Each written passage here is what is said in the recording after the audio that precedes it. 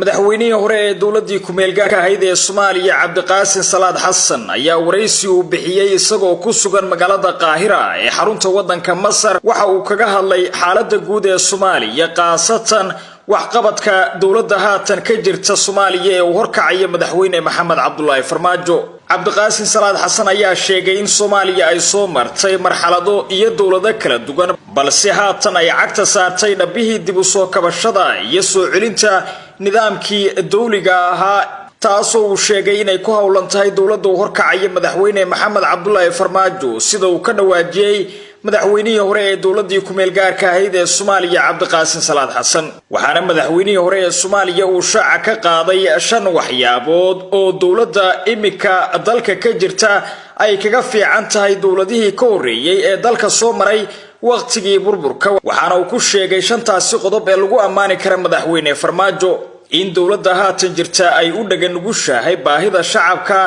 kana jawaabto inta badan cabashada ay dadweynuhu u soo gudbinayaan haddii ay ku soo gudbiyaan warbaahinta iyo baraha bulshada. arrinkaas oo uu ku ammaanay madaxweyne Farmaajo iyo ra'iisul wasaare Xasan Cali Khayre. waxa kale oo Cabdiqaasin Salaad Xasan sheegay in dawladani ay ahmiyad gaar ah siisay dhalinyarada oo ay xilal muhiim ah u magacawday sida taliyaasha ciidamada wasaaradaha iyo goobaha kale ee muhiimka ah si ay uga baaqsadaan dhalinyaradu tahriibka iyo in ay ku biiraan kooxaha xagjirka ah ee ka dagaalamaya gudaha Soomaaliya. soo celinta bilicda dalka ayuu ku ammaanay sidoo kale Cabdiqaasin Salaad Xasan dawladda haatan talada haysa khaasatan dhismaha goobaha danta guud sida goobaha isbitaalada, goobaha waxbarashada, jidadka, dekedaha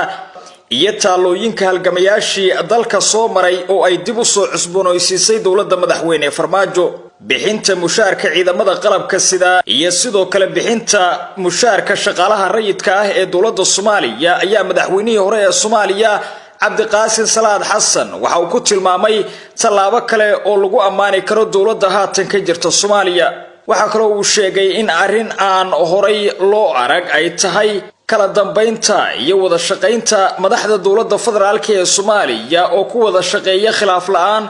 kala dambeyn iyo istixgelin. waxaana uu sheegay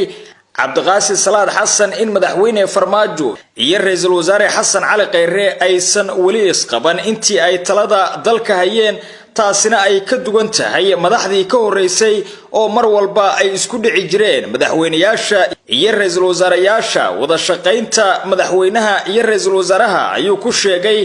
in ay horseeday in dalku uu horumar ku socdo maadaama uusan jirin khilaaf u dhaxeeya madaxda sare ee dalka. madaxweynihii hore ee Soomaaliya ayaa ugu dambeyn ugu baaqay shacabka Soomaaliyeed iyo hogaamiyaasha xisbiyada mucaaridka ah in ay fursad siiyaan madaxda dawladda lana shaqeeyaan si loo soo celiyo